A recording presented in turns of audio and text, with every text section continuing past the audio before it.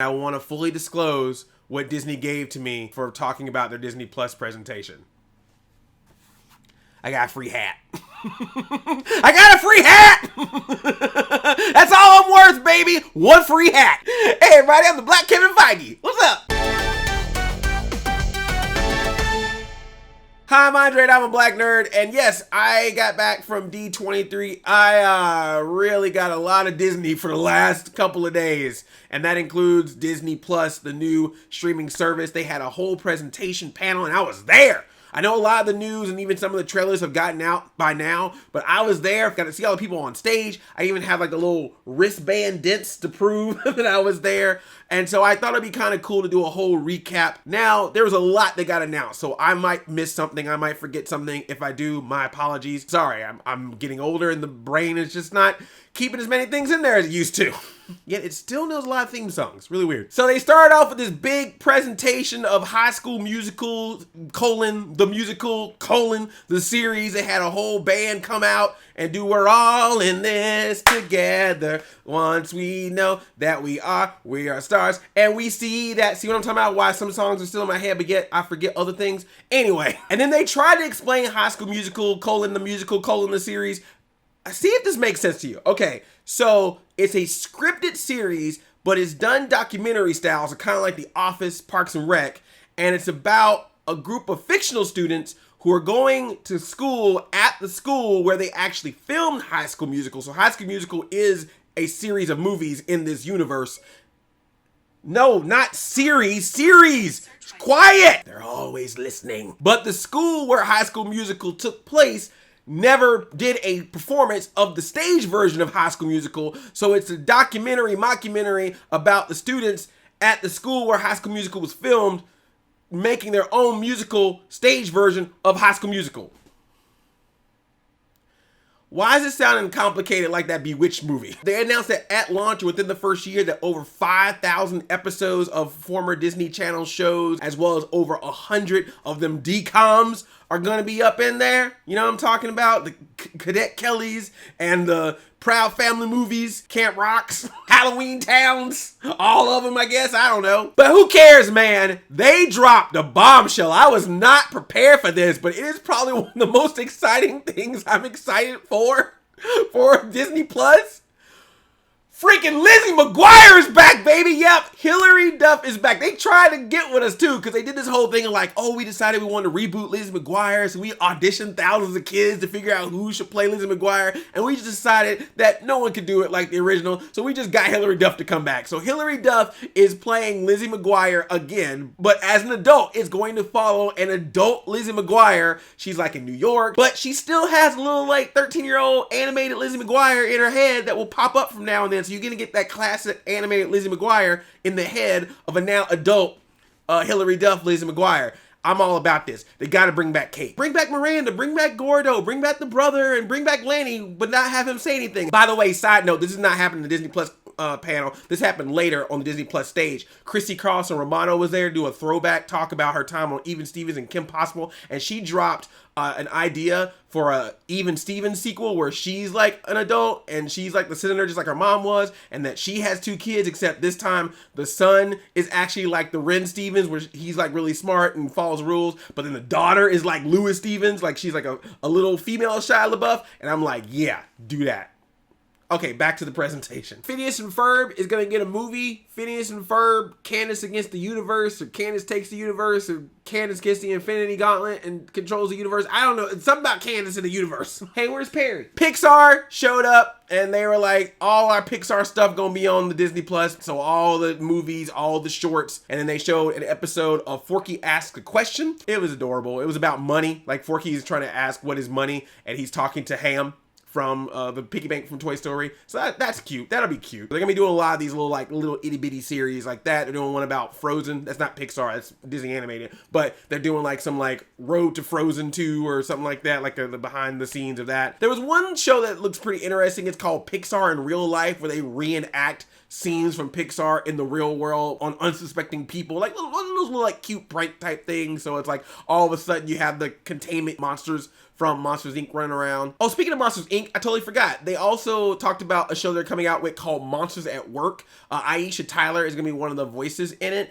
And the show basically takes place right after Monsters Inc. So if you remember, spoiler alert, at the end of Monsters Inc., when they found out that the power of laughter actually gives more energy than the power of kids crying. It's gonna follow these monsters who just went through their entire education, their training of all to learn about scaring, and they're ready to go to their first day of work to scare, and that's the day that the place decides, no, we're gonna actually get laughter from children instead of scares. So, have fun at work. But I hear you now, you're like, Andre, let's get to that Marvel. I got you, baby. Let's talk about that Marvel, son. What If? What If is an animated series that they are doing. Pretty much all the people from the Marvel movies are coming in to do voices for this animated series. And the idea behind it is you have a narrator, the Watcher, and he is telling us these alternate storylines, these alternate universes. What if certain things were different with some of the key moments that we know from the Marvel movies? So what if someone else was Star-Lord? What if Bucky had to fight off a zombie Captain America, which they showed like a little bit of footage of that, and I was like, ooh.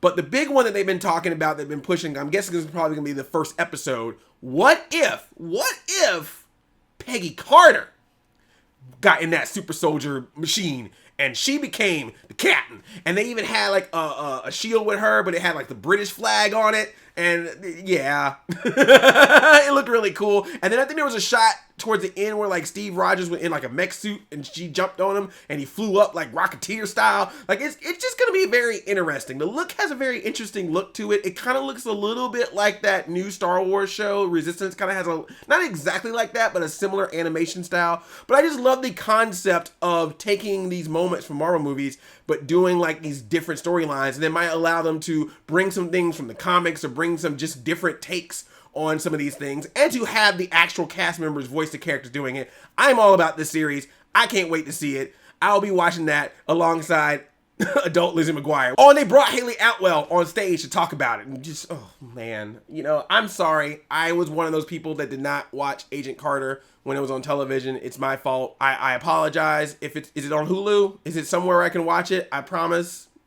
I won't promise, but I will try. I'll put it on my stack, my queue of other shows I still ain't watched yet. Why am I so bad with watching streaming stuff? Loki, they didn't give a bunch of details about. They just said that, you know, Tom Hiddleston's returning. It definitely is going to take place after Endgame, or specifically the moment in Endgame where Loki got the Tesseract and disappeared when they went back. They're going to start it from there.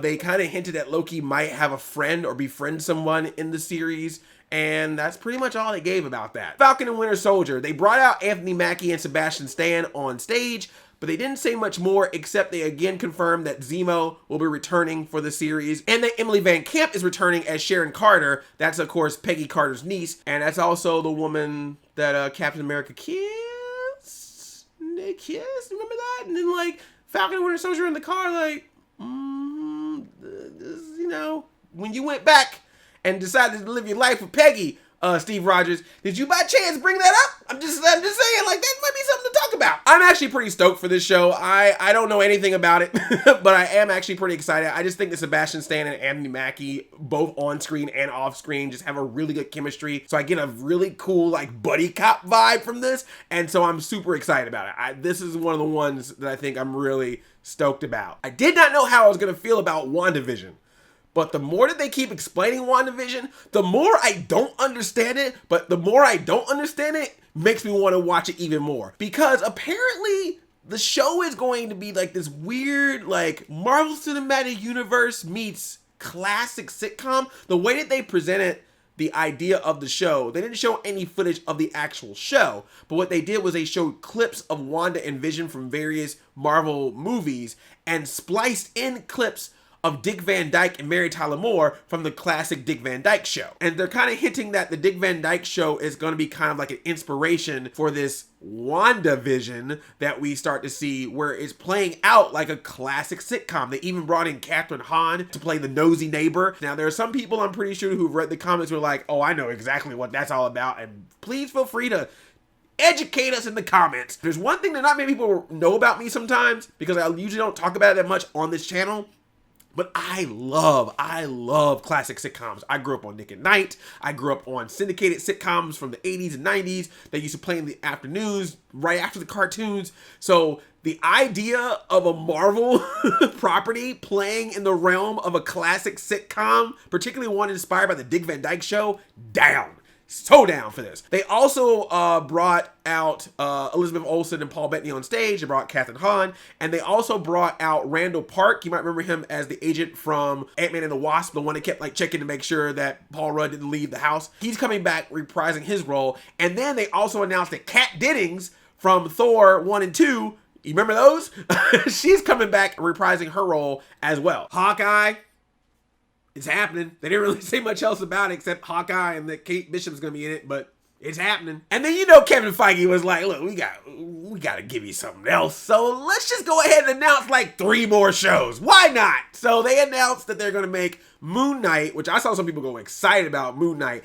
I ain't gonna lie to you, I don't know nothing about him. But hey, it's Marvel, I'll give it a shot. After Guardians, I'm like, whatever you gonna do, I'm down, right? She-Hulk. She-Hulk is getting a series, which I think is very cool. Now, here's what's interesting. It's funny how people are like, Andre, you don't know who Moon Knight is?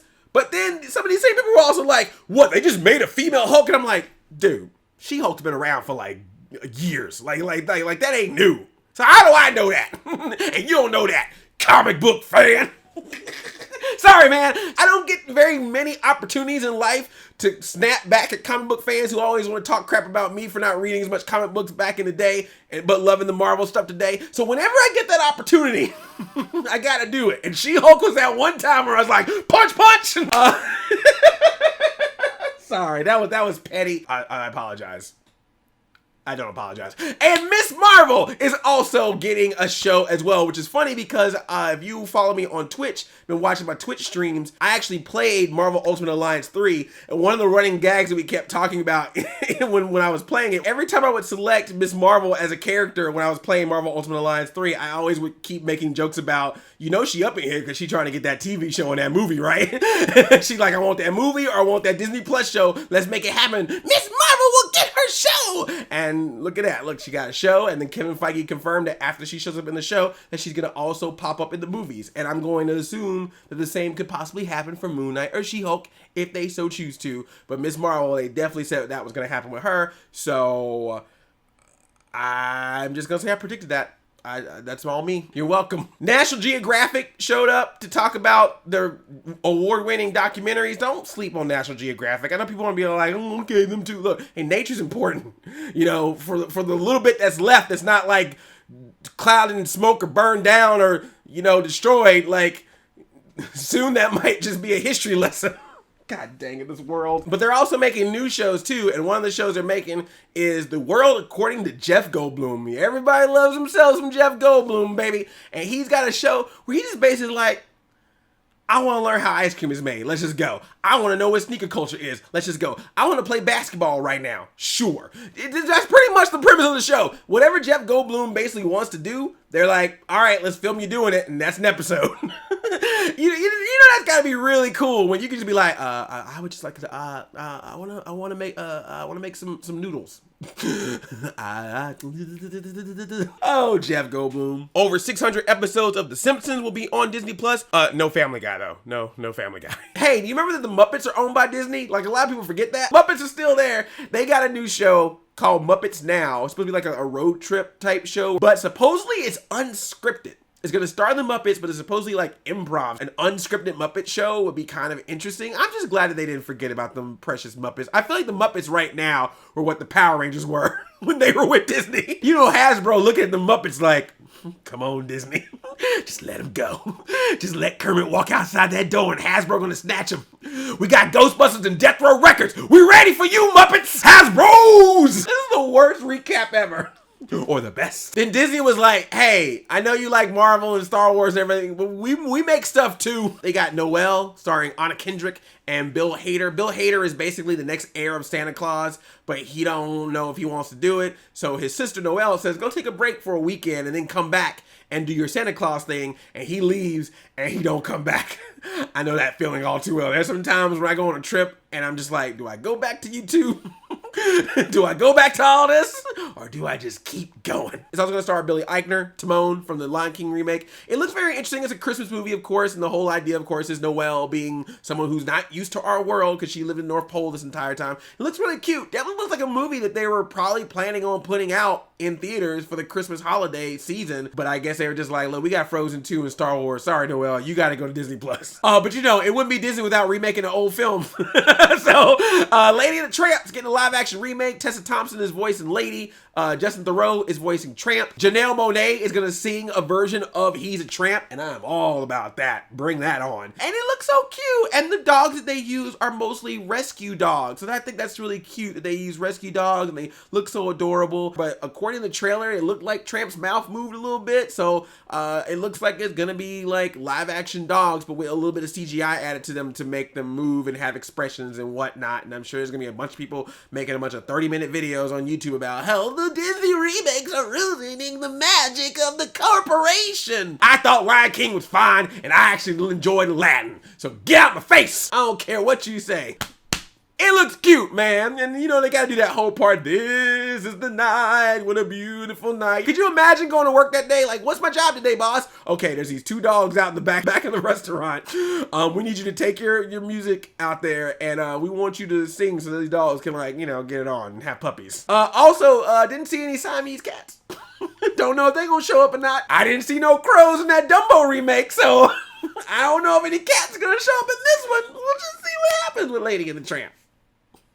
Why am I causing trouble? Kristen Bell is going to have a show called Encore. It's where she's going to take adults who did high school drama and high school theater and bring them back to their high school and have them perform again. And of course, some of the people that they're doing this with, they're going to have some stories. You know, this definitely feels like one of those, you know, oh my gosh, you know, going to start crying. You know, it's going to be one of them shows. I feel it, like heartfelt. As well as seeing some cool, you know, nods to musicals. Gina Rodriguez is doing a show called Diary of a Female President. I think it's supposed to follow a 12-year-old girl who then eventually becomes president of the United States. When they first described it, I thought they were saying that the 12-year-old girl was going to be the president. There's this other movie that they showcased, though, called Timmy Failure. And I have to say, I didn't know anything about it going in, but the trailer kind of sold me on it. It's about this kind of weird, quirky kid, and he's got a pet polar bear. It reminded me of like those quirky Disney comedies that they would make back in the day, and I think it should be interesting. Let's get to that Star Wars. Star Wars The Clone Wars, putting the entire series on Disney Plus, as well as making new episodes of the show that's going to start premiering in February of 2020. Cassian Andor and K2SO, remember those guys, or that guy, that robot, that guy and that droid from Star Wars Rogue One? They're going to get their own series. Diego Luna and Alan Tudyk came on stage to announce that. It's in the works right now, but we're going to get a Cassian Andor K2SO prequel series that takes place before Rogue One. They said they're using some kind of de-aging technology, kind of that same stuff they use in some of the Marvel movies, to make it seem like even though they're older now, they're gonna look like they're younger in the show. But yeah, should be interesting. This is gonna be kind of like a Rogue One / spy series. So hey man, again, like I said before, seeing them doing some stuff that's not just about the Skywalkers is making me kind of happy, even though, you know, we'll get to that, we'll get to Star Wars and with the movie stuff in the next video. And then they showed that Mandalorian, and that stuff looks cool, man. Yeah, man, I'm down with it. I'm down with it. You know, some people want to nitpick all they want to about Star Wars because that's what they do, but for me, I'm just like, I heard that beat, that boom, boom, boom, boom, boom, boom, boom. Boom, boom, boom, boom. You got Carl Weathers. The moment they said Carl Weathers was in this, I was like, yeah, sure, I'm gonna watch it now. That's all you had to say to begin with. What's this Mandalorian about? Don't worry about it. It's got Carl Weathers. Okay, so Pedro Pascal is the Mandalorian. You got Gina Carano is gonna be in it. They didn't announce it at the Disney Plus. What was that? The Disney Plus? They didn't announce it at the Disney Plus panel, but they announced it earlier at the Disney Legends panel that Ming-Na Wen is going to be in it, you know, the voice of Mulan, Agent Monica May from Agents of S.H.I.E.L.D. So now she's in a Disney property, a Marvel property, and a Star Wars property. She's supposed to be in it for a little bit as well. Giancarlo Esposito. Taika Waititi is going to be the voice of IG-11, which is going to be a droid, like a bounty hunter droid. And it's supposed to be about that dark, seedy underworld of bounty hunters and things like that. And it's supposed to take place, I believe, after Episode 6, but before Force Awakens. Yeah, man, it seems interesting. They had a trailer shown that now is out. I love that part when that one dude tried to run away and they shot a little string at him, grabbed him, slid him back as that door was closing. I love that part. That was really cool. And also IG-11 when he's like blasting people back and forth from behind him and stuff. Like that stuff looked really cool. Like that's that dirty Star Wars. So I'm all about that if that's the tone that it takes. And also I just have a little bit of faith here with Jon Favreau and Dave Filoni. When they were on stage talking about this, you could tell that this was a passionate project for them. Like, no offense to any of these types of presentations, but we know they're scripted. We know that the moments that happen that are surprises are planned out. So it was just nice to watch these two guys just gush on stage about how fun it was to work with Star Wars, to work on this property, to work on this series, to work with each other. Like, you could just feel the passion in what they were talking about, which I hope means that that will get fueled into what we eventually see on screen when this releases. It's gonna come out right at the launch too, the first episode at least, but then they're gonna release it every week. That seems to be the going thing now for some of these newer streaming services. Let me know what you think. Are you a binge watch person, or do you care or don't mind if they do the week after week thing?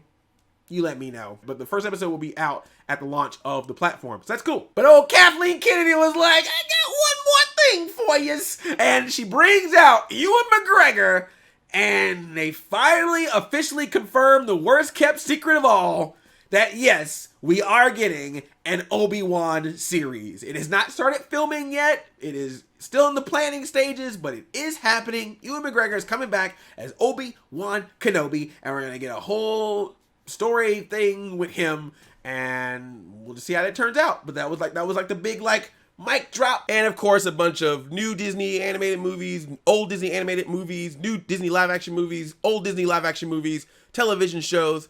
It's all going to be on there. It's going to be a bunch of Disney in your face all the time until you conform. Yeah, I bought a service. Just in case you're curious. Yeah, man, they had that special deal going on, that 3-year thing where you get to save a bunch of money. And yeah, man, my credit card started twitching. I was there. I got the sales pitch, and I was in the moment, had the energy going of being in D23, all the Disney stuff and Marvel stuff and Star Wars stuff around me. And I'm all like, yeah, man, I love all these things. This is great. I'm in. They got me. And then I got my hat. Oh, my founder circle pin. I'm a founder, baby. There it is. Boom. Da da da da da da da. Disney founder circle, because I bought it in advance. So 3 years. You got 3 years to prove that this is good, worth my money. Oh man. I feel like I signed up for an MCN. So what do you think about that Disney Plus? You gonna get it? You gonna get on that or no? I don't care. I'm just sponsored. I'm just curious if you gonna get it or not. Thank you all for watching this long video about me talking about Disney Plus. I'll probably make another one about the Disney Studios stuff, and maybe even throw a little bit about the Marvel Park stuff in there as well. And of course, I talked about that Spider-Man business. That's a video that's already been done, so check that out. Thank you all. This has been just so much fun to just communicate with you in my style, in my way, doing my own thing. And I hope you're enjoying it and having a good time like I am. All right. I love you like a play cousin. I'm Audi 5000. I'm in, baby. I'm in. They got me. Disney's Black Nerd Comedy.